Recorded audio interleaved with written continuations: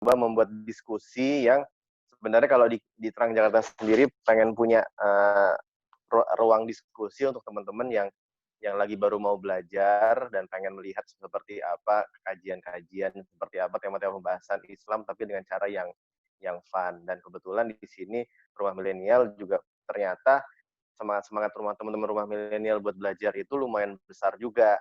Jadi sayang kalau misalkan acara yang sudah kita jalankan selama bulan Ramadan itu stop cuma di bulan Ramadan aja. Gitu. Terakhir kan kita ada Panji juga kan, ada Mas Iwet dengan Mas Rene dengan Ustaz Abu Fida, dan ada banyak, ada Prilly juga, dan sayang kalau misalkan temanya sudah hangat, sudah ringan, dan banyak orang yang meminta, ayo dong pengen bikin kajian kayak you to you lagi, yang ternyata you to you itu namanya udah di kita ini namanya udah ada rekomendasi buat teman-teman kalau mau datang, mau lihat seperti apa kajian Islam yang fun, yang ringan, yang bebas lo mau nanya apa aja, bebas lo mau sharing apa aja, datangnya ke you to you.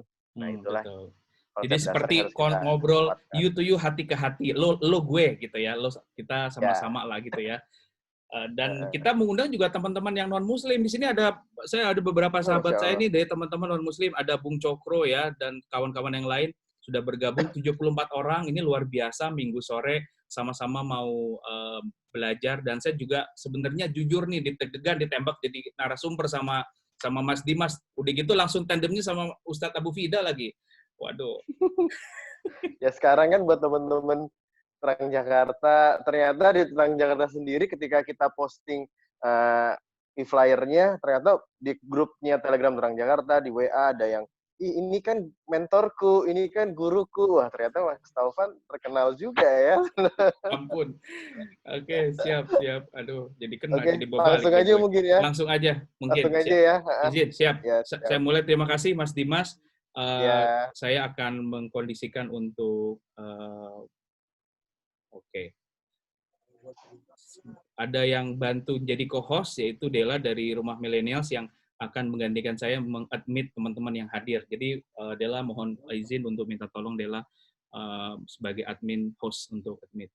Baik, bismillahirrahmanirrahim. Assalamualaikum warahmatullahi wabarakatuh teman-teman semua. Masya Allah 81 orang bersama kita semua. Dan senang sekali sore ini teman-teman saya ditemani ya tandem dengan guru ya. Saya sudah anggap guru saya juga, kemarin dengerin beliau, lalu lihat Instagramnya, dan beliau adalah pembina harian dari Terang Jakarta. Bismillahirrahmanirrahim, saya akan langsung mengundang ya. Assalamualaikum Ustadz Abu Fida, selamat sore. Apakah bisa? Assalamualaikum warahmatullahi wabarakatuh. Waduh, Masya Allah. Apa kabar Ustadz? Baik, alhamdulillah. Kan ini kayaknya Mas Taufan kan jadi narasumber juga kan? Iya, betul. Iya, berarti Mas Taufan dulu yang ngomong, saya dengerin dulu. Ampun, gue todong nih. Benar kata Wibs tadi ya. Siap. Tapi Ustadz, ini kameranya masih mati ya? Iya, sengaja saya matiin, biar nggak ke saya, biar ke antum dulu. Waduh, ampun. Kayak Wibs tadi bilang, banyak yang bilang, aduh, ini mentorku, ini segala macam. Nah, saya pengen tahu dulu, karena masternya juga saya dengar referensi baik banget tentang antum itu. Jadi saya mau dengar dulu nih. Ayo, itu kan tema kita sukses karir sudah, sukses iman gimana? Baik. Nah, kita mau dengar nih, Mas Taufan sendiri apa sih sebetulnya definisi tentang iman dihubungin sama karir? Kenapa karir mesti ada iman? Atau kenapa orang beriman harus berkarir? Nah, silakan. Gimana tuh? Masya Allah. Saya mau dengar juga nih. Ampun, ditodong. Oke, bismillahirrahmanirrahim. Mohon izin Ustadz kalau salah nanti mohon dibimbing. Tidak ada yang salah di sini, semuanya diskusi insya Allah. Silakan. Siap, bismillah, izin sharing kurang lebih 10 menit. Baik, ketika ditodong terkait dengan topik ini, saya pikir wah menarik karena topik ini sangat universal dan bisa dibahas oleh siapapun begitu ya, lintas bidang atau latar belakang. Namun mohon izin sebelumnya saya ingin memperkenalkan diri buat kawan-kawan yang mungkin belum kenal secara pribadi, karena kemarin saya lebih banyak untuk mengkondisikan sebagai host dan lain-lain. Teman-teman, nama saya Taufan Akbari, nama lengkap saya Taufan Teguh Akbari. Sejak 2005 saya bekerja dan mengabdi di institusi pendidikan ya bernama LSPR Jakarta London School of Public Relations. Nah, berproses, singkat cerita, selama hampir 12 tahun saya berkarir. Saat ini saya diamanahkan sudah 2 tahun setengah lalu sebagai Wakil Rektor 3 Bidang Mahasiswa, di mana ini prosesnya juga membuat saya jauh lebih ingin beradaptasi, belajar bagaimana sih cara menjadi seorang pemimpin yang baik, leader yang memang bisa mengkondisikan banyak hal, sehingga peran dari pemimpin itu seharusnya seperti apa, begitu.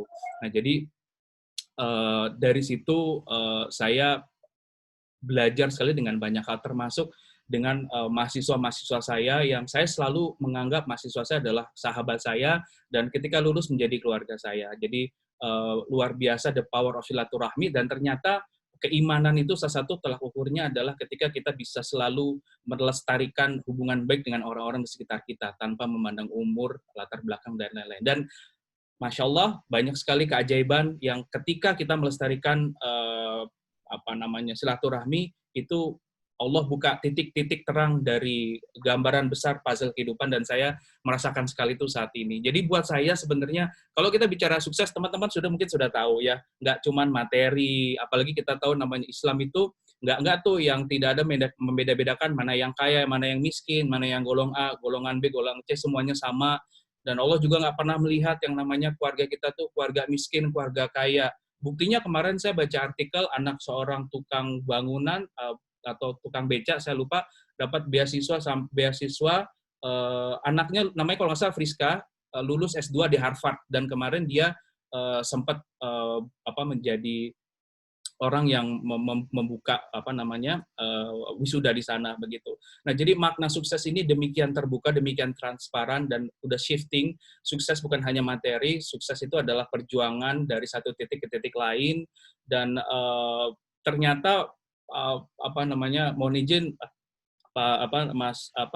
Ustadz Abu Fida, saya memang dikondisikan sama Allah untuk menjadi anak sulung. Sebenarnya saya anak nomor 1 dengan 2 adik gitu ya. Saya diuji sama Allah ketika nggak apa-apa lah, ini saya sharing ya, karena memang ini sistem for sharing. Orang tua saya berpisah ya, lalu ketika itu dihajar juga dengan cobaan ekonomi ya, berbalik sekian derajat. Lalu saya juga punya adik perempuan ya, dan jadi luar biasa lah ketika itu membuat saya melihat dunia dari sisi yang lain, dan sebelumnya belum pernah saya lihat. Nah, di situ Allah Maha Baik, saya dipertemukan dengan mentor-mentor, dengan sosok-sosok guru yang membimbing saya secara rohani, spiritual, ataupun secara sosial, hingga saya bisa menjadi di kondisi seperti ini. Walaupun saya sadar sekarang saya masih banyak kekurangan, saya harus terus belajar lagi. Nah, tapi saya merasakan bahwa dengan menikmati sukses dan memaknai itu dengan perjuangan yang yang tidak dipaksakan, itu satu perjalanan yang luar biasa. Karena banyak orang mengukur sukses itu kan dari jabatan, akademik, posisi dalam perusahaan, banyaknya harta, keluarga, belum lagi sekarang zamannya sosmed, banding-bandingin followers, lalu pengalaman, ya. Dan buat saya masih banyak orang mendefinisikan standar kesuksesan itu dari aspek individu dan masalah dunia semata. Sementara Islam sebagai agama rahmatan lil alamin mengatur kehidupan manusia itu sebenarnya standar kesuksesan udah based on Al-Quran. Dan Masya Allah, saya baru 2 bulan ini sebenarnya saya melihat aplikasi My Al-Quran itu gitu ya. Kok nikmat sekali lah ketika saya melihat kajian-kajian, definisi-definisi itu ternyata memang semua benar ada di dalam Al-Quran, diselesaikan di situ secara tuntas. Dan di situ saya semakin sadar bahwa ketika dulu saya belajar agama dengan beberapa ustadz bilang, Taufan, hidup di dunia itu 99, hanya 1% dari 99 hidup nanti di akhirat. Saya mungkin masuk kanan keluar kiri, ustadz. Jadi, oke, saya tahu. Agama tuh masuk di level kognitif aja gitu, belum sampai ke hati gitu.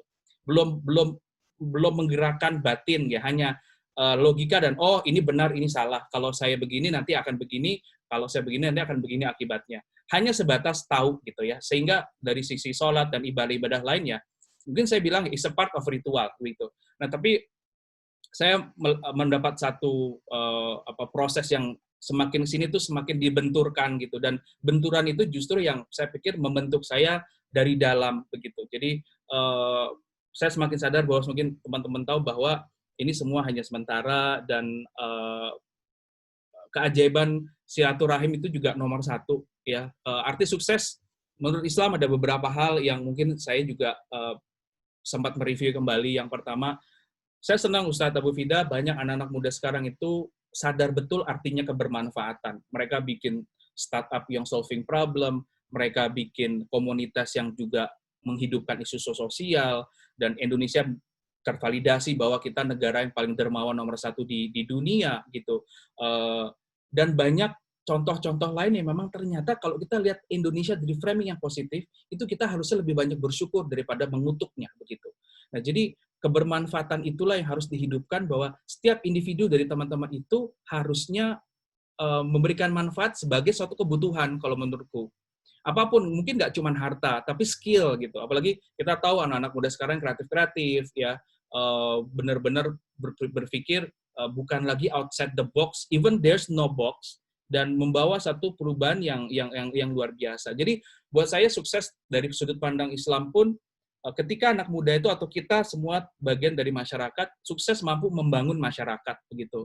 Dan kalau kita, mohon izin saya juga sambil mengutip beberapa ayat yang saya pikir relate dengan pertemuan kita pada sore hari ini.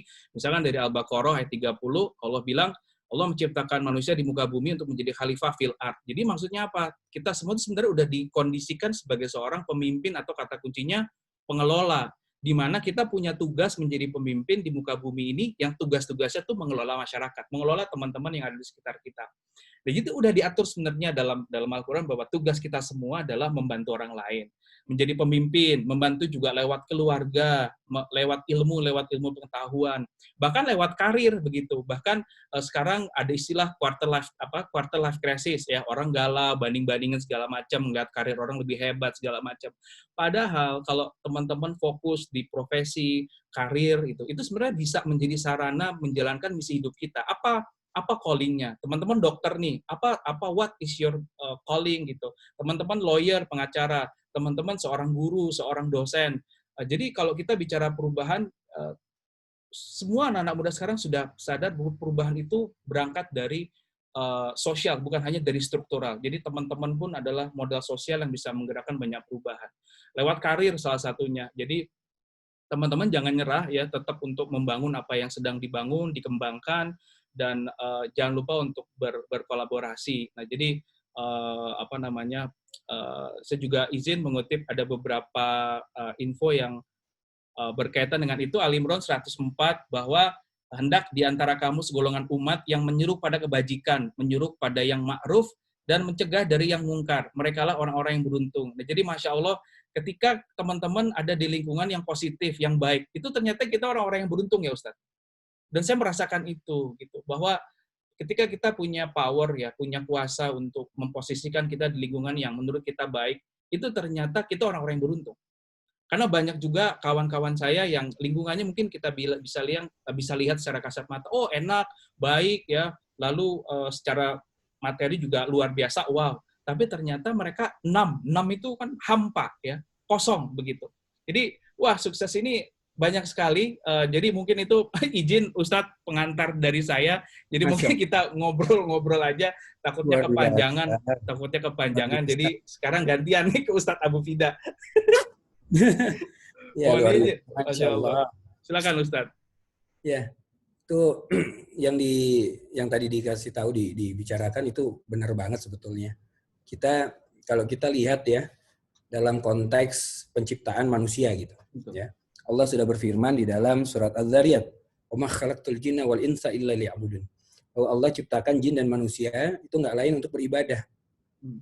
Timbul pertanyaan, loh, betul, berarti gue hidup cuma buat ibadah doang dong?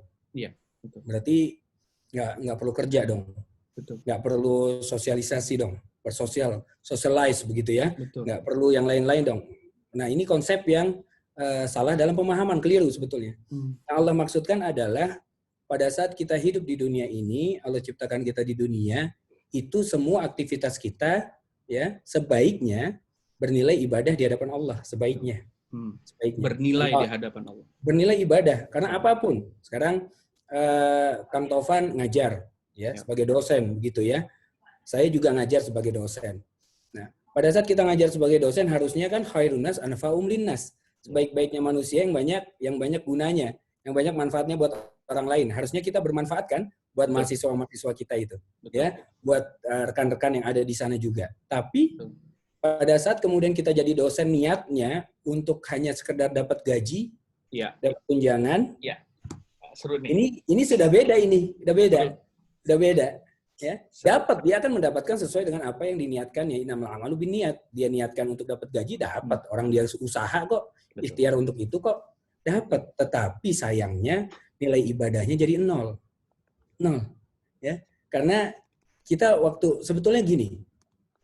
Karir yang sukses itu yang gimana sih? Tadi Mas Taufan udah bilang, ya. Sukses tuh kalau misalnya definisi manusia itu tentunya berbeda-beda, tendensius gitu, ya, berbeda-beda. Betul. Ada orang yang punya sepeda motor itu udah ngerasa sukses. Betul. Sukses aing begitu ya. Kenapa? Bisa kegayaan lagi. Kegayaan lagi kan? Sukses kenapa? Kenapa dia ngerasa sukses? Karena ternyata keluarga besarnya itu mentok-mentok punyanya sepeda ontel, nggak ada yang punya motor.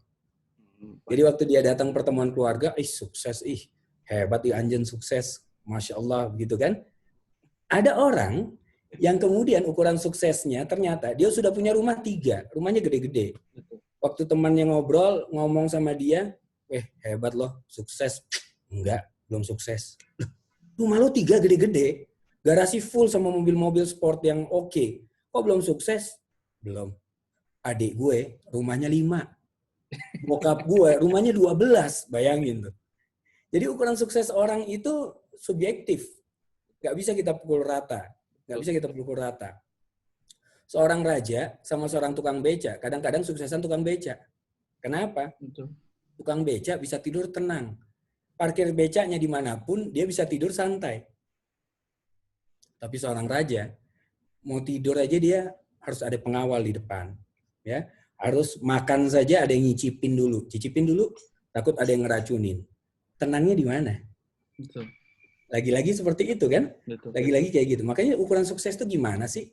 Ukuran sukses, kalau definisi menurut saya ini ya, menurut saya, definisi sukses itu adalah pada saat apapun yang Allah titipkan kepada kita di dunia ini, ya, dengan itu kita bisa memaksimalkan ibadah kita kepada Allah, itulah sukses. Apapun. Apapun. Karena karir orang beda-beda. Ukuran sukses orang beda-beda.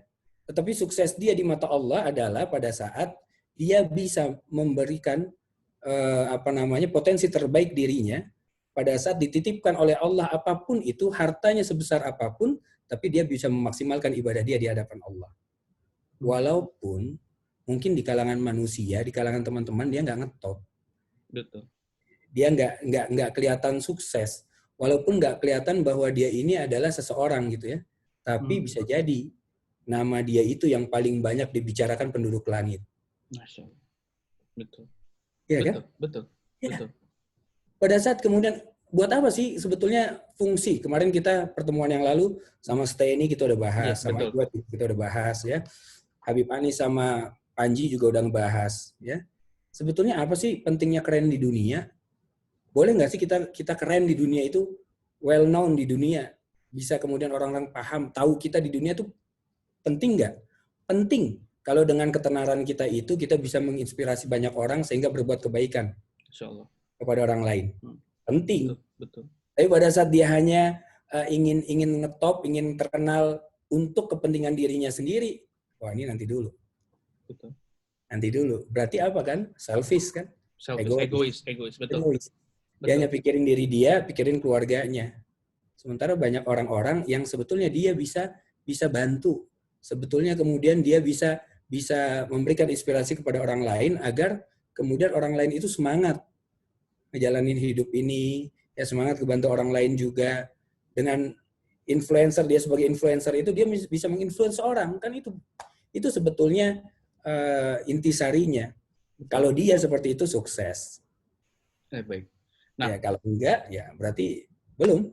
Saya sepaham dengan Ustadz. Ini tervalidasi ketika 3 tahun lalu saya sempat reunian di momen Lebaran, di momen Ramadan, Ustadz. Jadi biasalah kan reunian kita ketemuan sama teman-teman SMP, SMA segala macam. Terus ada yang nyeletuk teman saya, bro, lu ini jadi dosen nggak pengen kaya? Kata, wah kurang ajar, saya bilang. Panjang nih diskusi, saya bilang gitu kan. Bentar, tunggu, ini maksud arah omongannya kemana nih, bro? Saya bilang gitu. Enggak, lu kan maksudnya lu tuh harusnya bisa lebih tajir dari gua, gitu. Oke. Lu gila, lu teman-teman lu tuh lifting lu gajinya tuh udah 2 digit, 3 digit segala macam. Lu nggak pengen kaya, Van gitu. Waduh, tambah panjang lagi urusan kan.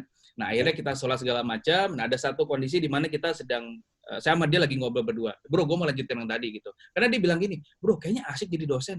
Gue mau ngajar dong. Nah, itu masuk tuh, di situ saya tembak, jebret gitu. Nah, terus saya tanya, kenapa ente mau jadi dosen? Iya, kayaknya enak banget gitu ya, bisa kenal banyak mahasiswa, terus kayaknya kita belajar terus gitu. Dan lu kayaknya happy tuh ngajar. Nah, itu jawabannya tuh tahu. Itu jawaban yang atas pertanyaan lo tadi, itu yang lo sebut tadi. Nggak bisa, bro, lo lihat dosen, profesi guru, dosen itu dilihat dari materi. Buat saya bilang ke dia, buat gua, mahasiswi naik ke panggung wisuda, turun wisuda pakai toga, nyamperin gua, cium tangan, bilang, Sir Tovan, makasih banyak selama ini bimbingannya. Itu lebih dari kasih deposito ratusan juta, bro. Saya bilang. Nanti dulu. Kok contohnya mahasiswi sih? Karena memang lebih enak mahasiswi contohnya. Karena saya ada pembenaran, Ustadz. Saya gitu, ya. Karena 70% mahasiswa saya itu mahasiswi gitu. Oh, oke. Jadi yang terpantau, yang terlihat, terekam itu ya mahasiswi. Ya, baik. Nah, kena di gua. Nah, lalu itu. Jadi buat saya nggak bisa dibandingin. Jadi saya bilang, so happiness itu kalau buat gua, sukses buat gua adalah ketika gua ngelihat, saya bilang ke dia, ketika gue ngelihat mahasiswa gue bertransformasi dari ulat jadi kepompong, sehingga ketika jadi kepompong jadi kupu-kupu, dan kupu-kupu itu bisa menghadirkan lebih banyak kepompong dan lain-lain. Dan itu terbukti, Ustadz. Dulu mahasiswa dan mahasiswi, nah itu udah 2 ya, udah beres ya? udah 2 ya. Nah, mahasiswa dan mahasiswi, sampai detik ini bersilaturahmi. Ada yang jadi partner bisnis, partner kolaborasi, dan lain-lain. Jadi, dan saya semakin sini tuh semakin mantap. Oh, profesi pendidik itu nggak cuma dosen, kan bisa jadi pembicara, jadi trainer, lalu kita bisa bicara belajar banyak hal gitu ya. Jadi definisinya semakin luas dan semakin mantap ketika saya ngobrol sama abang angkat saya, dibilang ini. Saya waktu itu curhat, Bang, gue nih pengen pindah kerja gitu, karena gue pikir gue kayaknya harus cari sesuatu yang lebih baik, dibilang. Maksud lo apa lebih baik? Karir udah gitu, duit cukup lah, dibilang itu. Lo mau nyari apa sih? Terus saya diomelin gitu, diomelin sama dia. Lu bro, lu denger deh, banyak orang yang mau ada di posisi lu, jadi dosen, berjuang. Posisi lu itu adalah posisi dunia akhirat. Dari situ saya diam, Ustadz. Maksudnya apa, Bang? Lah iyalah, amal jariah lu tuh luar biasa, bro. Lu hidup untuk apa? Lu kerja segala macam apa? Kebermanfaatkan. Lo yang lu sering bilang, dia balikin ke saya tuh, nasihatin balik, tuh saya mikir gitu. Ya juga ya, bener. Jadi, kalau lu mau keluar atau meninggalkan profesi ini, lu harus berpikir 2 kali. Apakah profesi lu selanjutnya bisa ada di 2 jalur itu, yang dimana jalur dunianya dapat, jalur akhiratnya dapat. Saya sampai detik ini saya belum bisa jawab. Dan salah satu memang profesi yang saya belajar kita dari Nabi besar Muhammad SAW, 3 profesi yang bikin kita itu menjadi orang yang lebih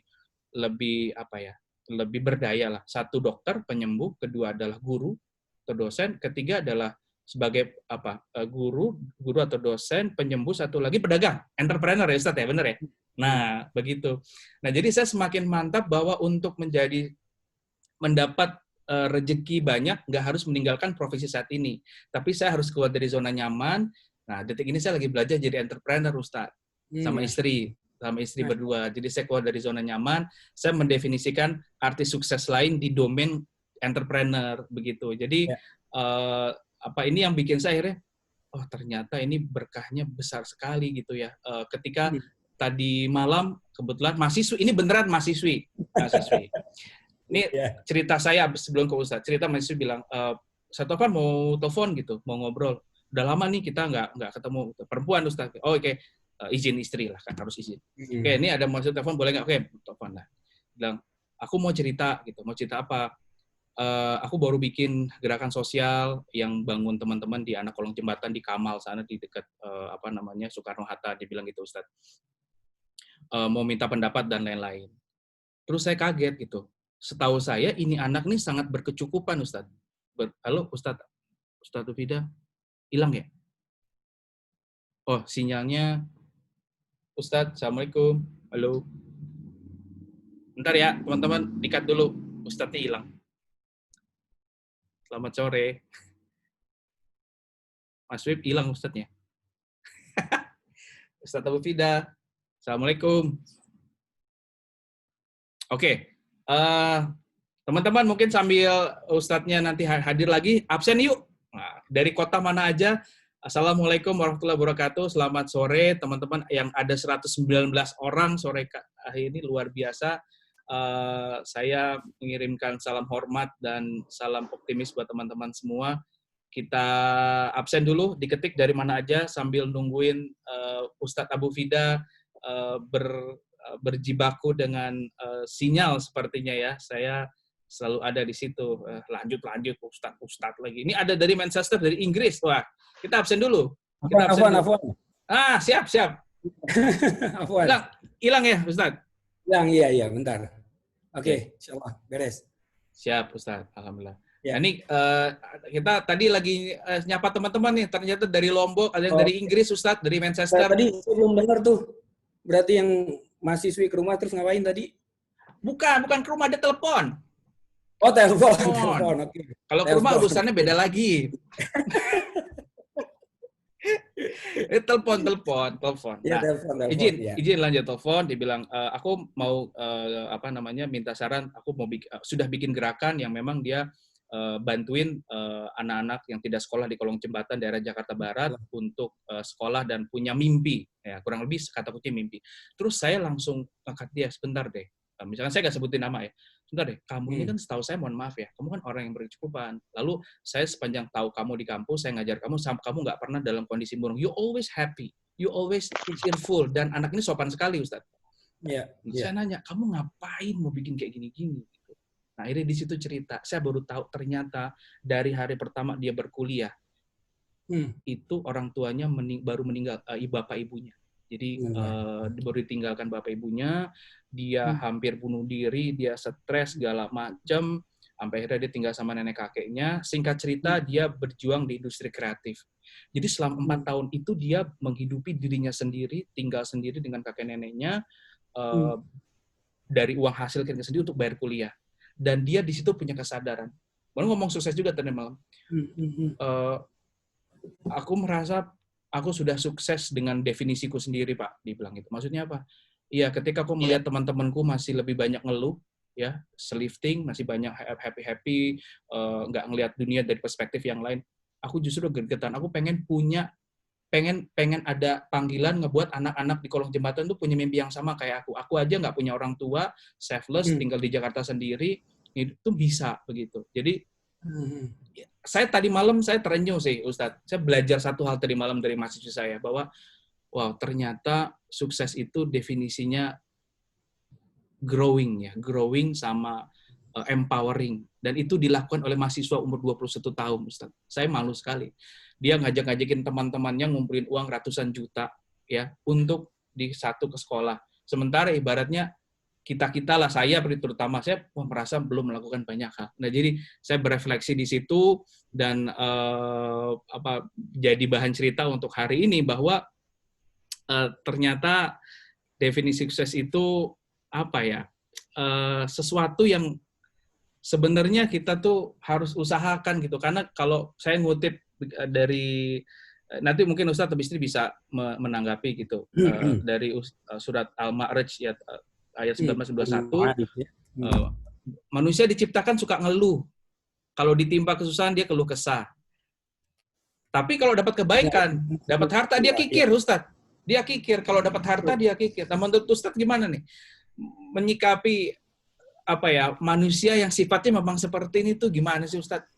Ya, itu yang dikutip tadi betul itu. Innal insana khuliqa halu'a, kan begitu ya? Betul. Bahwa sesungguhnya manusia itu diciptakan dalam keadaan berkeluh kesah. Betul. Berkeluh kesah, ngeluh aja. Nah, Sementara tadi benar, saya mau refleksi sedikit aja menanggapi tadi Kang Tovan bercerita, saya jadi ingat gitu cerita saya terhadap ada mahasiswa juga. Jadi saya tuh mahasiswa ya, bukan mahasiswa Ustadz ya? Mahasiswa dong, ya, mahasiswa.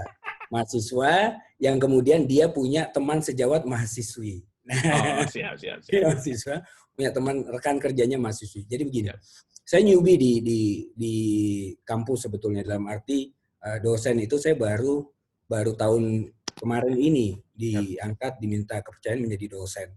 Sebelumnya kan saya kuliah di PTIQ, Perguruan Tinggi Ilmu Al-Quran. Ini kuliah yang kesekian lah kira-kira begitu ya. Karena saya mau mendalami agama betul-betul. Alhamdulillah, qadarullah cum laude dari sana langsung diminta sama dekan untuk ngajar.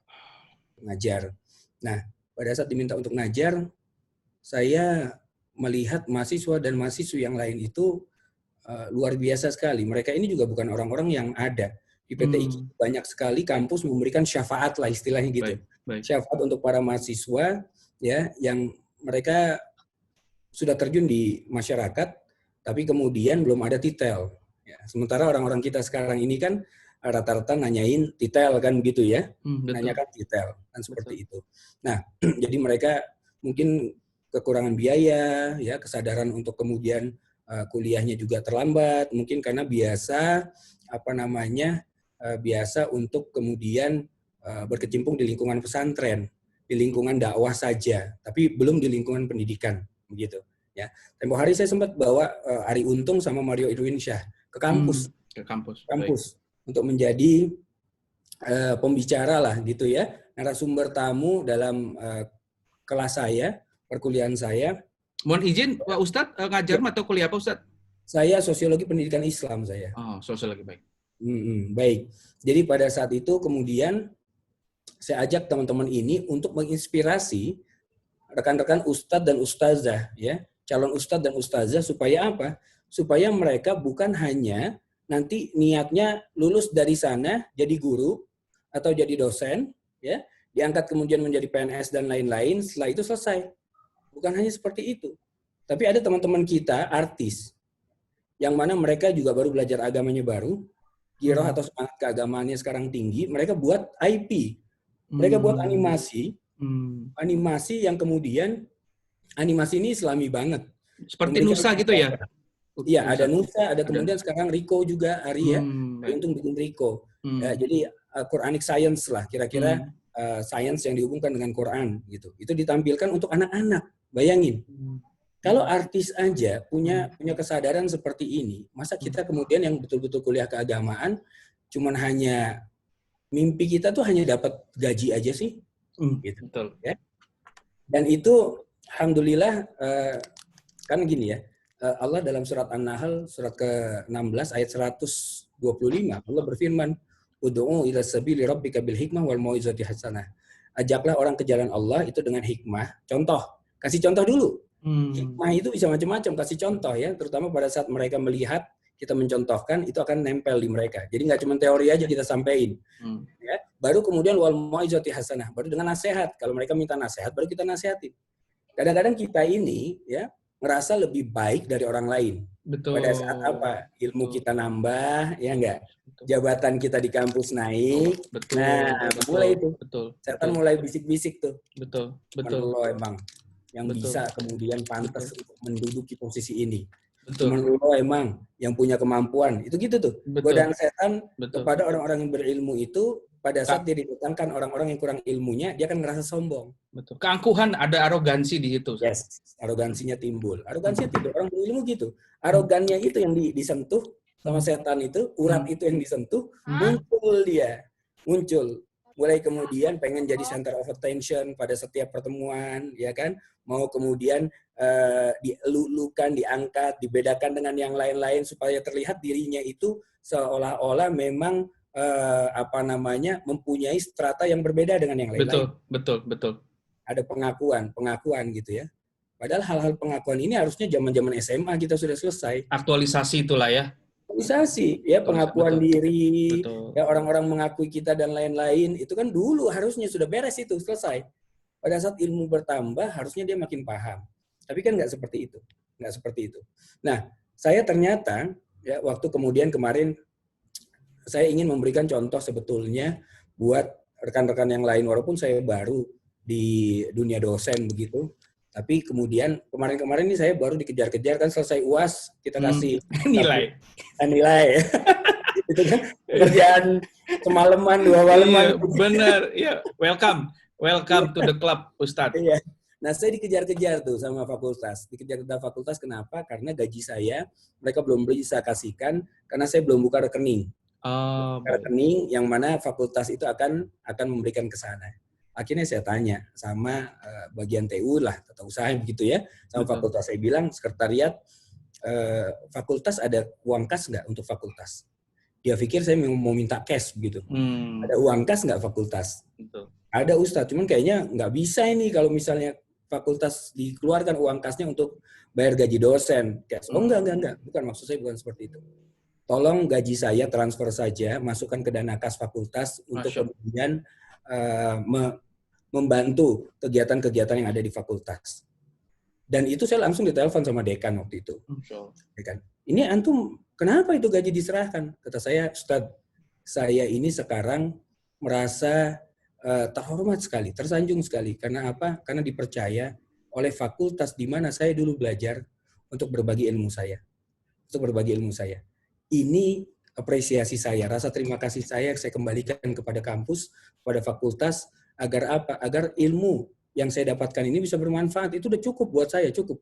Kalau gara-gara gaji ini kemudian mengotori hati saya rasa saya gagal membawa nama kampus, membawa nama fakultas. Kata dosen, kata dekan saya, bukan masalah itu. Masalahnya kan kita jadi beban ini, katanya.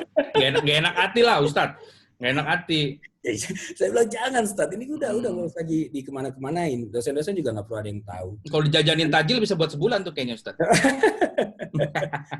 Jadi memang orang sekretariat ini harus lapor ke dekan, karena ini kan perkara yang tidak biasa. Ya, perkara yang tidak biasa. Saya pun tidak kemudian tidak ingin ini menjadi polemik, bahkan menjadi pembicaraan di kalangan para dosen. Saya nggak mau, karena mereka senior-senior saya, walaupun umurnya banyak yang lebih muda juga dari saya kan gitu ya. Nah, ada seorang mahasiswa yang kemudian yang menjadi inspirasi saya sebetulnya kenapa saya serahkan itu dana ke fakultas. Ada seorang mahasiswi tepatnya sebetulnya. Iya, sama. Ayo mahasiswa dulu kan? Iya, boleh. Mahasiswi naik ke atas, turun, cium tangan, itu apa itu mahasiswi? Bentar. Saya mau ralat. Yang cium tangan bukan mahasiswi. Laki-laki kalau yang wisuda. Iya, wisuda. Rekamannya ada kalau mau diputar ulang. Lupa gue ngomong sama Ustadz sore ini. Astagfirullahaladzim. Kena dah. Mas Wib, awas Mas Wib. Ya. Nah, lanjut Mas. Jadi waktu saya sama teman-teman Ustadz lainnya, ada Ustadz Umar Mita, Ustadz Felixia waktu itu ya. Itu bersama Barisan Bangun Negeri. Kita ke daerah Cilincing. Ya, Jakarta Utara ya. Jakarta Utara. Kita ke sana. Ini kaitannya dengan COVID waktu kemarin itu. Baik. Daerah yang terdampak, maksudnya terdampak secara ekonomi.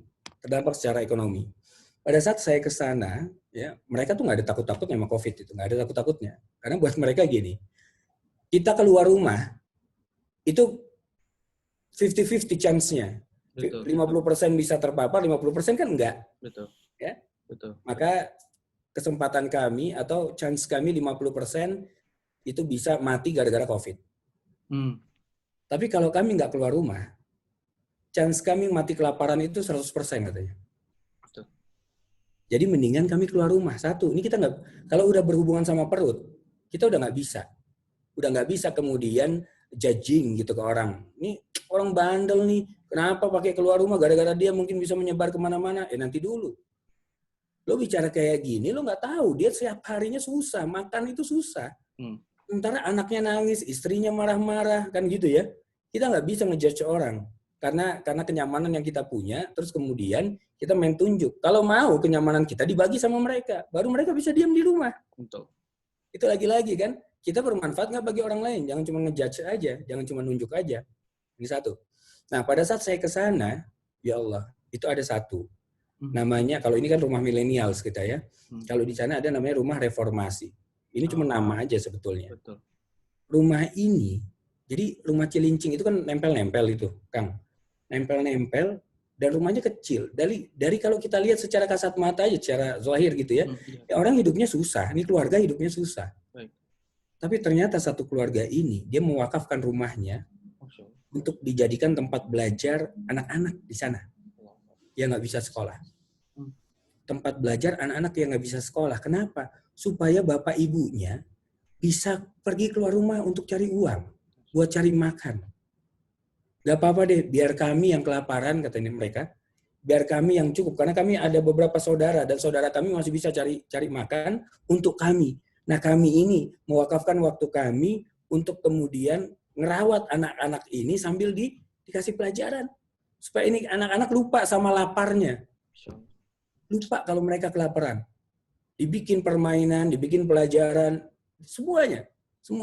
Mereka ngajar dalam keadaan kelaparan, yang diajar anak-anak kelaparan. Supaya apa? Orang tuanya punya waktu buat cari makan di luar. Dan dia itu ternyata mahasiswa saya. Mahasiswa dan mahasiswi dari PTI. Saya bilang, Masya Allah. Mereka dalam status mahasiswa, bukan dosen ya. Statusnya mahasiswa. Tapi jiwanya ngalahin jiwa dosen itu. Exactly, itu yang yang saya sepakat sama Ustadz bahwa saya pikir this is the reborn of reborn para founding fathers. Kalau dulu tuh ketika Indonesia sebelum merdeka banyak pejuang-pejuang kecil yang ingin memerdekakan orang-orang di sekitarnya. So kalau saya pikir ini siklusnya berulang, Ustadz. Tapi dengan bentuk yang berbeda, dengan gerakan intelektual terdidik yang mendidik. Dan itu bagus banget, dan semakin banyak, Ustadz. Nah, jadi waktu itu saya pernah ngobrol dengan salah satu, ini kali mahasiswa ya, dia pengurus form di LSPR. Dia sempat nyeletuk begini, ya aku dibilangin sama bapak saya, dan saya barusan mengutip terkait dengan satu ayat Al-An'am 32, dan tiadalah kehidupan di dunia ini selain main-main dan senda gurau belaka. Dan sungguh kampung akhirat itu lebih baik bagi orang-orang yang bertakwa. Maka tidakkah kamu memahaminya? Ini dibilang aku seperti ditampar, besar. Dalam artian benar sekali, teman-temanku banyak yang bermain, mereka lupa seakan-akan nggak tahu ujungnya itu sebenarnya apa sih. Gitu. Kita tahu ujung kita tuh masuk ke tanah, kembali lagi ke tanah, lalu apa legacy yang kita tinggalkan. Gitu. Itu yang ngomong anak 19 tahun, Ustaz. Masya Allah. Anak 19 tahun depan musola habis sholat asar. Jadi saya di situ duduk, dia merenung gitu. Oke, sore ini saya belajar dari mahasiswa saya bilang. Saya diingatkan hanya dengan satu ayat begitu. Gue dulu 19 tahun boro-boro hafal ayat, boro-boro sholat. Nah itu tadi, jadi maksudnya apa?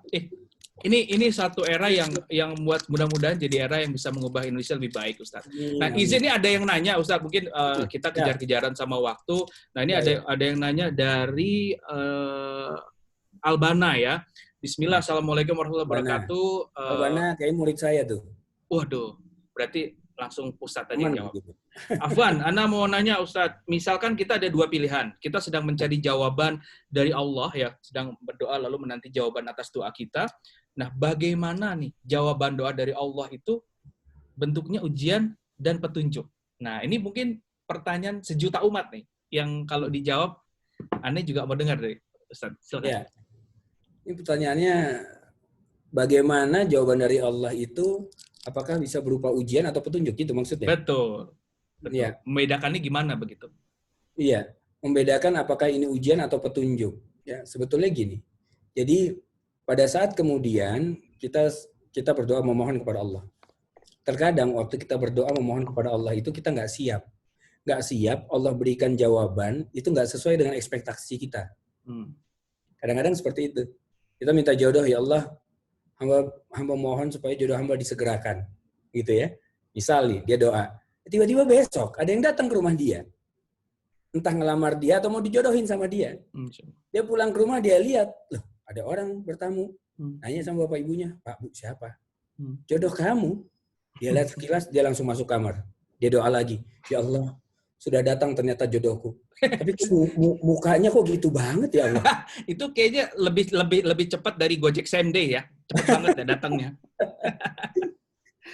Akhirnya masalah muka, kemarin dia lupa mintanya. Minta lupa. jodoh yang tampangnya bisa menyamai dirinya lah, kira-kira gitu ya. Fiturnya kurang lengkap, fiturnya, checklistnya. Kurang lengkap. Doanya tuh kurang detail gitu. Kurang Makanya detail, doa tuh harus detail. Nah sekarang, kalau misalnya Albana doa sama Allah, terus kemudian ternyata jawaban Allah ini datang berupa ujian sama dia. Kan ekspektasinya beda itu. Dia maunya diberikan petunjuk, betul, maunya diberikan jalan keluar, tapi kok malah ditambah dengan ujian ini. Ya. Bisa jadi karena apa? Karena Allah menginginkan itu, antum itu jadi orang yang lebih kokoh, lebih kuat. Dengan melewati ujian ini, ada hakikat, hikmah di balik itu, yang kemudian bisa menjadi jawaban bagi doa antum. Itu dia. Ujian. Ya. Kalau petunjuk, ya jelas. Kalau petunjuk kita tinggal ikutin saja. Kalau ini merupakan petunjuk, tinggal diikuti. Tapi kalau ini bentuknya ujian, Allah kok ngasih jawaban doa kita bentuknya ujian. Ya. Maka kemudian ini ada hikmah-hikmah di belakang itu yang harus kemudian kita ini sendiri, kita cari sendiri hikmahnya. Kita cari sendiri. Seperti kalau kita belajar baca Quran, kita belajar kemudian memahami Quran. Ya, Dr. Zakir Naik mengatakan Al-Quran is the book of science, not the book of science. Jadi Quran itu pertanda-pertanda, banyak pertanda-pertanda yang rahasianya harus kita ungkap dengan keilmuan-keilmuan yang lain. Baik. Nah, Allah menginginkan dengan ujian ini sebetulnya kemudian kita menjelma menjadi versi terbaik diri kita. The best version of ourselves. Kalau kata bahasa Jawanya begitu. Iya, betul. Pada saat orang tuh biasanya kalau terdesak, dia kemampuan terbaik dia keluar itu. Betul. Ya, dia akan paksa otaknya bekerja lebih keras ya untuk kemudian bisa menelaah, mencari jalan keluar dari permasalahan yang ada. Sama kayak kita sekarang ini, the new normal. Exactly. Baru saya mau ngomong. Betul, Ustaz. Sepakat kan? sekali. Betul. Iya. Gimana caranya kita ini harus tetap bermanfaat bagi orang banyak, gimana caranya? Betul. Kalau dulu kajian-kajian offline, bisa langsung datang ke masjid dan lain-lain. Tapi kalau sekarang, sebetulnya ini lebih luas. Betul. Berarti ini sebetulnya ujian apa nikmat? Betul, Masya Allah. Ya. Dengan Zoom ini malah bisa worldwide. Betul. Orang di UK ngaji, di States ngaji, di mana-mana ngaji, Qatar ngaji, dalam satu frame. Sama kayak kita-kita ini, ngobrol ini, bisa luas. Dan nggak perlu datang ke tempatnya. Karena kalau datang ke tempatnya mungkin waktu kita nggak ada. Betul. Kendaraan nggak punya. Banyak obstacle-nya, banyak kendala-kendalanya.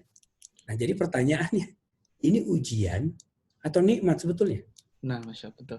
Nah, saya sepakat karena di momentum seperti ini, izin menyambut apa yang disampaikan Ustadz tadi bahwa di saat ini juga banyak orang yang berefleksi ya, ibaratnya namanya bermuhasabah ya, betul ya Ustadz ya? Ya, betul. Sehingga ibaratnya banyak orang-orang yang hijrah secara mindset, hijrah secara emosi, hijrah secara karir, hijrah secara status sosial.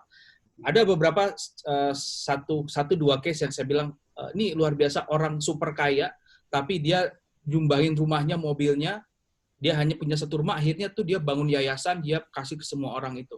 Ketika ditanya, emang selama ini apa nggak cukup hartanya? Enggak, saya pikir saya selama ini kosong, saya nggak tahu mau ngapain. Jadi saya pikir saya menemukan hidayah begitu. Jadi banyak orang-orang yang seperti yang kita tahu ya hijrah, merasa sudah berlumuran dosa, mau hijrah nggak tahu gimana caranya, dan ini disampaikan oleh mohon izin Bismillahirrahmanirrahim di Arum ayat 38, maka adapun orang yang bertobat dan beriman serta mengerjakan kebajikan maka mudah bagi dia termasuk orang yang beruntung. Nah berarti banyak teman-teman yang hijrah merasakan keberuntungan yang ekstra daripada hidup sebelumnya, Ustadz. Kira-kira bagaimana Ustadz melihat situasi seperti ini ketika dulu dia mendefinisikan sukses itu dari framing yang seperti ini gitu ya. Lalu ketika dia hijrah, entah itu hijrah mindset, emosi, status atau apapun itu, dia menjadi punya sukses yang maknanya tuh limitless gitu. Limitless. Ya, Masya Allah. Ustadz Rene senang nih. Ntar harus ngomong Ustadz Rene. Ya, silakan Ustadz. Gimana menurut Ustadz? Jadi gini. Assalamualaikum Ustadz Abu Fida dan Ustadz Tovan. Ya, Dela. Iya, Ustadz, mohon izin sebentar, Ustadz. Mohon izin Assalamualaikum warahmatullahi wabarakatuh kepada seluruh teman-teman. Sebelumnya, Ustadz, mohon maaf sebelum lanjut ke pertanyaan dari Ustadz Tovan. Ingin mengucapkan terima kasih kepada seluruh advisor One Millennials, ketua bidang, wakil ketua bidang, pengurus harian, dan siblings yang sudah hadir memenuhi undangan ke acara YouTube hari ini. Oh, Masya Allah. Iya, Ustadz. Jadi, gini, Ustadz. Kemarin, Ustadz Tovan ini hari spesial nih, Ustadz, bertambah usia, Ustadz. Iya, jadi Ustadz makanya kenapa ini ada Kong Kali Kong sama Mas Dimas Waves untuk acara hari ini Ustadz. Nah ini kepada seluruh advisor, siblings, pengurus harian, ketua bidang, ayo dimunculin mukanya, dinyalain videonya. Masya Ustadz. Lagi ngomong serius juga, parah banget sih. Mohon maaf ya Ustadz. Gitu. Ini ada tadi Mbak Lani Wijaya dari Singapura, ada Kak Alfia dari Manchester, ada Bung Fitro, ya, dan ada seluruh kabit-kabit lain dan advisor lainnya. Masya Allah. Ustadz, mohon izin, kita ingin memberikan hadiah terbaik untuk guru kita, sahabat kita, abang kita, Sertovan Teguh Akbari. Mohon izin Ustadz untuk memberikan doa untuk hari spesial Sertovan ini. Mungkin sambil menjawab pertanyaan Sertovan tadi. Masya Allah. Ya, jangan nangis, Sir. Jadi ini umurnya berkurang ya, begitu ya? Iyalah, gitu. Bisa dibilang seperti itu. Kena lagi deh gua. Data umur di dunianya berkurang, maka sebaik-baiknya manusia adalah yang paling banyak manfaatnya bagi orang lain. Dan sebaik-baiknya umur yaitu umur yang diberikan keberkahan oleh Allah Subhanahu wa taala. Berkah umurnya, ya. Jatah umur yang diberikan oleh Allah itu kira-kira mau kita bawa untuk apa? Mau kita kemudian lewati dengan seperti apa? Apapun ketaatan atau bentuk kemaksiatan, itu semua ada free will yang Allah berikan kepada kita untuk kita jalankan sebetulnya, ya. Nah, kita doakan sama-sama hari ini untuk Kang Taufan dan juga semua teman-teman di millennials yang sudah bekerja dengan keras, dengan baik sekali, mengumpulkan teman-teman di seluruh Indonesia, menjembatani mereka untuk mendapatkan manfaat dari setiap kegiatan yang ada. Ini tentunya tanda bahwa teman-teman semua adalah orang-orang yang Allah inginkan ada kebaikan di dalam dirinya.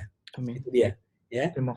Karena apa? Karena sekarang kita ngobrol walaupun santai, tapi lihat ngobrolnya kita ini untuk mendekatkan diri kita kepada Allah, untuk kemudian mengingatkan diri kita. Ya, walaupun ini ada yang agamanya beda-beda, ya silahkan mengingatkan dirinya kepada agamanya masing-masing untuk menjalankan agamanya sebaik-baiknya. Orang yang menjalankan agama sebaik-baiknya itu pasti akan mempunyai ketenangan hati. Ini kan janji Allah seperti itu. Yuk, kita angkat tangan kita doa sama-sama sebentar, untuk kemudian belum selesai ini tapi nggak apa-apa. Iya, doa dulu aja nggak apa-apa. Masya Allah. Siap. Agar kemudian Allah berikan kemudahan, keberkahan di dalam hidup kita. Astagfirullahaladzim. Astagfirullahaladzim. Astagfirullahaladzim. A'udzubillahi minasyaitonirrajim. Bismillahirrahmanirrahim. Alhamdulillahirabbil alamin. Hamdan syakirin, hamdan na'imin, hamdan yu'afi ni'amahu wa kafi mazidah. Ya Rabbana lakal hamdu wa lakal syukru kama yanbaghi li jalali wajhikal karim wa azimi sultanik. Allahumma shalli ala Muhammad wa ala ali Muhammad kama shallaita ala Ibrahim wa ala ali Ibrahim innaka antal Hamidum Majid. Ya Rahmanur Rahim, ya Malikul Quddus, ya Jabbar, ya Mutakabbir, ya Mujibas Sa'ilin. Rabbana auzi'na nashkura ni'mataka allati an'amta alaina wa ala walidayna wa na'mala salihan tardahu wa aslih lana fi dhurriyyatina. Nahnu tubtu ilaika wa nahnu minal muslimin. Rabbana zalamna anfusana wa in lam taghfir lana wa tarhamna lanakunanna minal khasirin. Rabbana taqabbal minna innaka antas samiul alim wa tub alaina innaka antat tawwabur rahim. Ya Allah, ya Rahman, ya Rahim, kami berkumpul pada hari ini ya Allah semata-mata untuk menggapai ridha-Mu ya Allah. Ya Allah, kami mohon ridailah kegiatan kami, berkahilah kegiatan kami, rahmatilah kegiatan kami ini ya Allah. Karena kegiatan ini semata-mata kami adakan untuk menebarkan manfaat bagi seluruh umat ya Allah, bagi teman-teman kami, sahabat-sahabat kami, orang-orang terdekat kami, dan juga bagi saudara-saudara kami yang ada di luar sana. Ya Allah, ya Rahman, ya Rahim, kami sadar banyak sekali juga kekurangan kami, maka kami mohon tutupilah kekurangan kami, tutupilah aib-aib kami ya Allah. Ya Allah, kami mohon kuatkanlah diri kami, kuatkanlah azam kami, niat kami, dan berikanlah kami keistiqomahan, konsistensi dalam diri kami untuk terus menebar kebaikan. Amin. Khusus kepada saudara kami, Kang Taufan ya Allah, berikanlah keistiqomahan di dalam dirinya, berikanlah kekuatan, ketebalan iman di dalam dirinya, berikanlah kesabaran di dalam dirinya untuk terus menebarkan kebaikan, untuk terus mengajar, bukan hanya dengan nilai dunia yang diinginkannya, namun pertemuan denganmu, melihat wajahmu, melihat wajah Allah Subhanahu wa taala, itulah yang kemudian diinginkannya.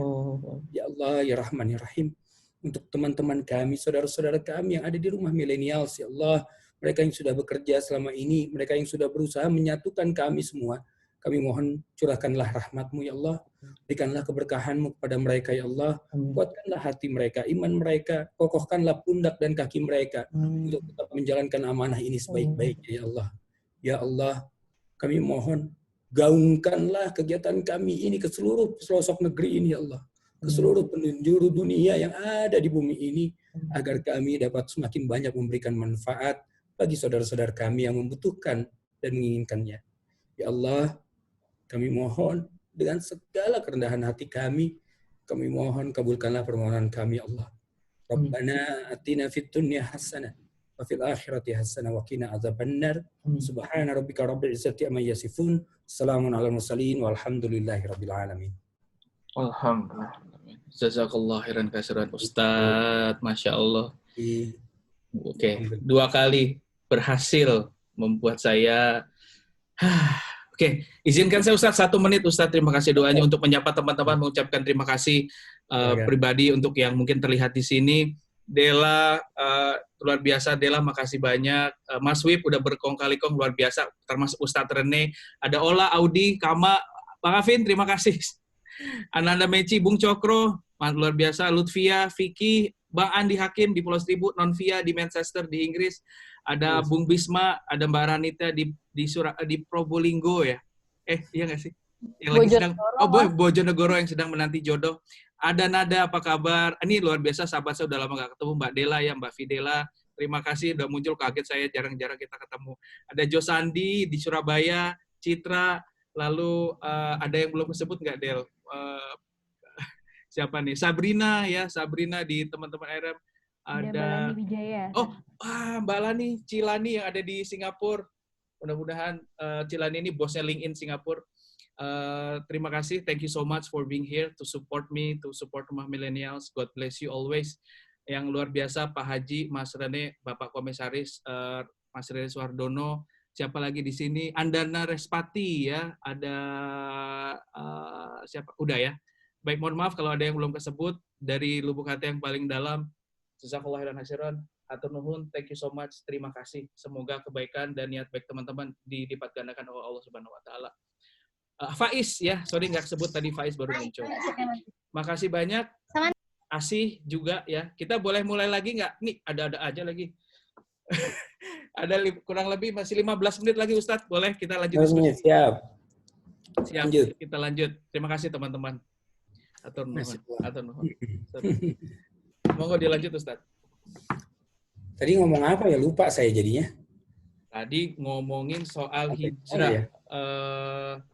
Lupa juga deh. Keluar sama air mata tadi keluarnya sih asik. Apa tadi ngomongin, teman-teman ada yang ingat nggak tadi kita lagi ngomongin apa? Kalau ada yang ingat mungkin bisa ketik. Tadi ngomongin ini Ustadz. Oh ya ingat saya. Oke, kebaikan. Teman-teman yang hijrah. Yang hijrah, betul. Sekarang gimana ini pendapat saya tentang mindset teman-teman yang berubah mendefinisikan sukses setelah mereka hijrah, kok kemudian mereka malah ngerasa lebih senang, lebih bahagia dibandingkan padahal secara kurang duniawi mungkin terlihat mereka kayaknya cenderung lebih kurang gitu hartanya. Gitu ya. Betul. Kenapa jadi kok lebih senang gitu, lebih happy mereka. Baik. Memang gini, orang-orang yang sukses, orang-orang ingin mencari kesuksesan itu karena apa sih? Karena mereka ingin mencari ketenangan hidup, kan gitu kan? Ya. Apa ya namanya? Happiness sama ketenangan, kedamaian ya Ustadz ya? Damai. Happy itu pada saat kita tenang. Kita nggak bisa ngerasa happy kalau kita nggak tenang. Iya kan? Waktu kita tenang, kita bisa ketawanya enak, senyumnya enak, ya, menyapa orang enak. Pada saat hati nggak tenang, walaupun misalnya harta kita banyak, itu makan nggak enak, ketemu orang nggak enak, ya itu macam-macam. Jadi sebetulnya intisarinya adalah ketenangan. Orang mau sukses karena pengen cari tenang, kemudian mereka cari bahagia. Nah, tapi sebetulnya kalau kita kemudian menggali Al-Quran lebih dalam, ada dalam surat Ar-Ra'd, surat ke-13 di ayat ke-28 itu. Ya, Allah berfirman, "Alladzina amanu tatma'inu qulubuhum bidzikrillah." Ala bidzikrillahi tatma'innul qulub. Yaitu orang-orang beriman yang kata Allah yang hatinya menjadi tenang karena mengingat Allah. Hanya dengan mengingat Allah sajalah hati bisa menjadi tenang. Itu statement tuh. Itu statement, ya. Harga mati. Kata Allah, kalau mau tenang, ingat Allah. Hanya dengan ingat Allah, hati bisa menjadi tenang. Hati bisa menjadi tenang. Oh, pantes ya. Gue dulu kayaknya sukses. Karir oke, gaji oke, ya. Rumah punya, mobil ada. Pasangan ada. Kenapa ya kalau masuk weekend hati tetap jadi nggak tenang? Kenapa ya kalau pergi sama keluarga tetap hati nggak tenang gitu? Ada yang hampa, ada yang kurang gitu kayaknya. Iya, betul. Kenapa? Karena dia nggak ingat sama Allah. Yang ngasih semuanya Allah. Yang ngasih dia bisa lahir ke dunia siapa? Emang ibunya? Enggak. Seorang suami istri ya mau bikin anak tiap malam juga, kalau Allah nggak kasih izin untuk kemudian dia bisa hamil, nggak mungkin. Insya Allah. Jadi ada yang pegang kendali itu. Ada yang pegang kendali. Nah, terkadang kemudian pada saat orang menyatakan hijrah, gue mau hijrah. Hijrah tuh bahasa kerennya taubat sebetulnya gitu ya. Bahasa kerennya taubat itu sebetulnya. Hijrah kan kembali ke jalan Allah ya, taubat dia itu. Ya. Pada saat dia hijrah, ya Allah, hamba mau hijrah. Kata Allah, ntar dulu. Ini hijrahnya ikut tren yang sekarang ada. Latah ya, latah. Latah, atau mau hijrah benar-benar. Dijahit dari hati. Makanya kemudian ada kalimat dalam Al-Quran di surat An-Nahl ayat 110. Surat 16 ayat 110. Tsumma inna rabbaka lilladzina hajaru. Kemudian kata Allah, Allah itu pelindung bagi orang-orang yang hijrah. Statement. Allah statement bahwa Allah jadi pelindung buat orang-orang yang hijrah, yang kembali kepada Allah. Min ba'di ma futinu. Setelah mereka mendapatkan ujian terlebih dahulu. Doa sama Allah, hijrah kayak Albana tadi, doa. Kok dikasihnya ujian, bukan jawaban. Ternyata Allah ngetes kita dulu, ini doanya beneran gak nih? Apa karena menginginkan suatu hal yang lain? Atau betul-betul ingin taubat kepada Allah, pengen kembali kepada Allah, pengen menjalankan agama dengan baik, maka Allah berikan ujian. Niat dari dasarnya itu yang memang akan benar-benar dijawab sesuai dengan... Yes. Dan ujian yang Allah berikan, ini pegang baik-baik ini teman-teman. Ujian yang diberikan oleh Allah, yaitu ujian di mana hati kita lebih besar tertambatnya kemana, di situ ujiannya. Kalau hati kita lebih besar tertambat di harta, maka Allah uji dengan harta kita. Kalau hati kita lebih banyak tertambat di pasangan, Allah uji dengan pasangan kita. Kalau hati kita tertambat di anak-anak, Allah akan uji dengan anak kita. Di mana hati kita tertambat lebih banyak, di situ Allah uji. Maksudnya apa? Supaya Allah hilangkan itu semua dari dalam hatinya, dan Allah lah yang mengisi hatinya, tidak ada yang lain. Ma fi qalbi ghairillah. Nggak ada di dalam hati ini kecuali Allah. Disingkirin dulu sama Allah. Pada saat ini disingkirkan, kan dia akan mendayu-dayu kepada Allah itu. Akan meminta sama Allah, ya Allah, menangis, meringis, menjerit kepada Allah kan gitu kan. Sehingga yang diingat Allah. Baru masuk tuh. Orang-orang yang ingat Allah hatinya akan menjadi tenang karena Allah berikan ketenangan. Tsumma jahadu, kemudian mereka berjihad sungguh-sungguh dalam ujian itu, wasabaru, dan kemudian mereka bersabar dalam melewati ujian itu. Inna rabbaka, sesungguhnya Tuhanmu, kata Allah, mim ba'diha, setelah itu semua kalian lewati, lagafurur rahim, maha pengampun lagi maha penyayang. Jadi teman-teman yang mau hijrah, teman-teman yang mau kembali lagi, pada saat kembali ke jalan Allah, ingat Allah akan berikan ujian, dan nanti yang Allah berikan itu bukan dunia dulu, tapi ampun Allah dan kasih sayang Allah. Tenang hati. Kalau udah tenang, dulu biasa naik mobil sport, sekarang naik motornya nikmat. Naik motornya enak, begitu kan? Kenapa? Pas ngegas bunyinya cash. Biasanya dit gitu kan. Masya Allah. Betul, saya sepakat sama Ustadz bahwa ketika dulu mungkin begini ya, ketika bicara Quran surat 3 ayat 185, dulu saya dengar ayat ini dari SMP, tapi baru ngena banget kurang lebih 2-3 bulan lalu. Bunyinya seperti ini, tiap-tiap yang berjiwa akan merasakan mati. Dan sesungguhnya hanya pada hari kiamat sajalah disempurnakan pahalamu. Barang siapa dijauhkan dari neraka dan dimasukkan ke dalam surga, maka sungguh ia telah sukses. Kehidupan di dunia itu tidak lain hanyalah kesenangan dan memperdayakan. Nah, ini baru diresapi ini belakangan ini bahwa memang kesenangan itu lebih banyak memperdaya kita dibanding justru membuat kita lebih damai kalau menurut saya. Jadi itu tadi yang menanggapi apa yang disampaikan Ustadz. Nah, mohon izin Ustadz, ini kata Dela udah mau maghrib, tapi mungkin 5 menit terakhir, 1 menit terakhir dari saya, 2 menit terakhir dari Mas Rene. Saya minta tolong Mas Rene bicara, habis itu ditutup dengan statement terakhir dari Ustadz begitu. Nah, teman-teman, ini ada pesan penting yang mau saya sampaikan bahwa kalau sukses dalam Islam itu yang pertama orang-orang yang punya etos kerja tinggi dan produktif. Jadi kalau teman-teman produktif itu sudah masuk definisi sukses menurut Islam Muslim. Yang kedua, rajin menyambung silaturahmi. Jadi itu salah satu kunci sukses menurut Islam. Karena dengan silaturahmi, tali persaudaraan akan terjaga. Nah, qadarullah, alhamdulillah Ustadz, core dari RM ini memang kuncinya di persaudaraan Ustadz. Di sense of belonging ya. Bagaimana kita ketemu saudara satu frekuensi, satu rumah, tanpa melihat perbedaan-perbedaan yang lain begitu. Nah, jadi itu sedikit tambahannya. Izin, Assalamualaikum Mas Rene. Saya mau minta Mas Rene untuk bersuara. Sepertinya habis nge-gym, ini gaya banget sih. Waalaikumsalam warahmatullahi wabarakatuh. Masya Allah, gitu ya. Gitu emang, itu orangnya.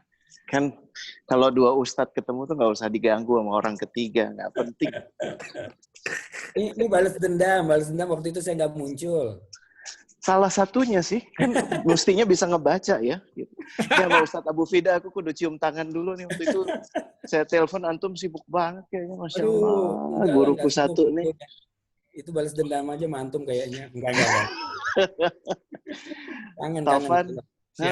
Siap. Kangen. Dari tadi aku nyimak kok, walaupun nggak nonton, tapi mendengarkan sambil jalan tadi. Alhamdulillah.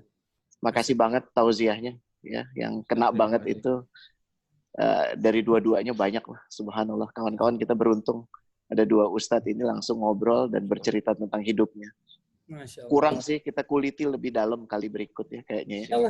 Terutama terutama Ustadz Taufan sih ya. Kalau Ustadz Abu Fida tuh udah menguliti sedemikian rupa sampai hafal. Teman-teman yang dengerin hari ini, Ustadz itu bukan Ustadz tuh Mas Rene. Saya mah masih di bawah jauh lah, baru belajar ya. Ustadz. Siapa tuh yang ngomong? Itu namanya kan Asep guru. Kambali. Ustadz itu kan guru, jadi Taufan itu ustadz juga. Ya, siap. Kalau sejarawan yang ngomong kita harus nurut, Yeah. nanti kita ditarik ke masa lalu. Thank you, bro. Sama-sama, bro. Silakan Mas Rene. Yeah. Aku suruh ngomong apa udah kan? Arti sukses menurut Mas Rene, singkat aja.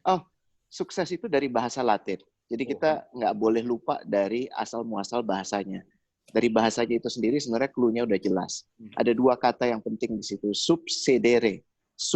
Sukses itu dari sub itu come close. Ya. Jadi tidak akan sampai di titik itu. Menarik ya. Kita seringkali menyebut sukses itu sebagai sebuah destination, tapi empunya yang memberikan bahasanya sendiri, yang memberikan kata itu sendiri, sudah menitipkan pesan di situ bahwa kau tidak akan pernah mencapai itu. Jadi nomor 1, yang pertama itu come close. Nah, sedere itu artinya after. Menarik ya, come close after. What does that mean? Kita tidak boleh membiarkan diri kita untuk merasa sudah sampai di sana. Itu kandungan esensi dari kata sukses berarti itu sendiri. Journey ya, sukses itu perjalanan ya, berarti perjalanan itu sendiri. Betul. Maksudnya itu perjalanan dan continuity. Makanya kan ada istilah suksesi, ya kan? Abis ini siapa? Gitu. Betul. Jadi artinya kalau lo hanya membuat diri lo saja yang memikirkan sukses, lo belum sukses. Karena keberlanjutan itulah esensi dari sukses. Pertama perjalanan, kedua itu keberlanjutan bahwa it's never about you, it's about people around you. Dan yang terakhir ya tadi udah dibahas dengan sangat lengkap bahwa ujung-ujungnya ya kebermanfaatan. Gitu. Wah, ya, ini kesimpulan yang luar biasa. Allah hatur nuhun Mas Rene. Tapi itu sebetulnya intinya tuh. Betul, Ustadz. Baik, terima kasih Mas Rene. Ustadz Abu Fida, 1 menit terakhir, mohon izin kalau boleh closing statement dari Ustadz sekaligus doa singkat menutup pertemuan kita pada sore hari ini. Iya, monggo. Baik. Saya melanjutkan tadi apa yang dikatakan Mas Rene. Berarti sukses adalah suatu perjalanan. Perjalanan yang nanti kita akan bisa nikmati afterlife. Jadi Allah sudah menitipkan, ya, bahkan lihat definisi kata sukses sendiri itu ternyata hanya come close. Ya. Come close to what? Come close to Allah Subhanahu wa Ta'ala. Masya Allah. Kesuksesan yang hakiki pada saat kita bisa melihat wajah Allah nanti di surga, disitulah kemudian perjalanan kita selesai. Wow. Uhibbuka fillah, Masya Allah, Ustadz ini. Masya Allah, Alhamdulillah. Dan mudah-mudahan semua teman-teman yang hadir di sini adalah teman-teman yang diberikan kesuksesan untuk kemudian kelak bisa dapat melihat wajah Allah Subhanahu wa taala. Amin, amin, Allah. Amin ya rabbal alamin. Itu saja dari saya. Jazakallah khairan hasiran Ustadz Abu Fida. Ustadz, saya pribadi atas nama Rumah Milenial dan Mas Rene mungkin dari Limitless dan Terang Jakarta, saya pribadi mengucapkan jazakallah khairan hasiran. Terima kasih banyak, thank you so much, hatur nuhun, sudah meluangkan waktu 1 jam yang buat saya terus terang ini sangat indah, Ustadz. Ya, jadi momentum perubahan keajegan saya dalam melihat dunia ini lebih dalam dan lebih damai lagi dari sebelumnya. Terima kasih banyak, terima kasih banyak, terima kasih banyak. Semoga Allah terus memberikan banyak kemudahan, kesejahteraan, kedamaian buat Ustadz khususnya dan teman-teman yang ada di rumah. Teman-teman ada di rumah selalu sehat, selalu damai, selalu jaga silaturahmi, dan jangan lupa untuk terus berbuat kebaikan dan dalam kondisi susah, senang, bahagia, ataupun apapun itu. Karena tujuan kita itu adalah sesuatu yang lebih dari yang kita bayangkan. Saya Taufan Akbari, mohon izin Ustadz Abu Fida, terima kasih sekali lagi, Ustadz Rene, Mas Wib, teman-teman RM, para advisor, para pengurus harian, teman-teman dari Sabang sampai Merauke. Assalamualaikum warahmatullahi wabarakatuh. Selamat sore, sampai ketemu di pertemuan selanjutnya. Terima kasih. Terima kasih, terima kasih. Ustadz, sampai ketemu tatap muka Ustadz ya. Saya menanti ke perjumpaan kita Ustadz. Ya, Assalamualaikum. Pan, foto dulu, Pan. Punten, foto. Lupa saya, ada ngingetin. Foto, oke. Teman-teman, kita buka rekeningnya, buka kameranya. Buka rekening lagi. Buka kameranya. Waduh, luar biasa ya. Kita foto, ini beneran foto. Non Alfia? Oke, Non Alfia boleh. Oke, baik, kita buka kameranya. Mas Dimas, ini Mas Dimas nih, buka kamera Mas Dimas. Mas Dimas, gitu dong, kan keren. Ada Gia boleh buka kameranya? Oke ya, kita foto. Oke, 1, 2, 3. Nah, sekali lagi, bukan sekali lagi, ada beberapa slide. 1, 2, 3. Slide selanjutnya, 1, 2, 3. Slide terakhir. 1, 2, 3. Oke, sudah. Terima kasih banyak. Ustadz Rene, Mas Wib, sambung lagi nanti. Assalamualaikum. Terima kasih. Waalaikumsalam warahmatullahi wabarakatuh. Kita tuh pengen doa kafaratul majelis. Subhanallah bihamdika asyhadu an la ilaha illa anta astaghfiruka wa atubu ilaik. Makasih ya Mas Taufan ya. Sama-sama Mas Dimas. Insyaallah ketemu dengan sesi selanjutnya. Siap. Kita sepakat berarti ya kita buat rutin ya. Kita buat rutin, insyaallah. Ya, siap. Insyaallah. Siap. Oke Mas. Assalamualaikum warahmatullahi wabarakatuh.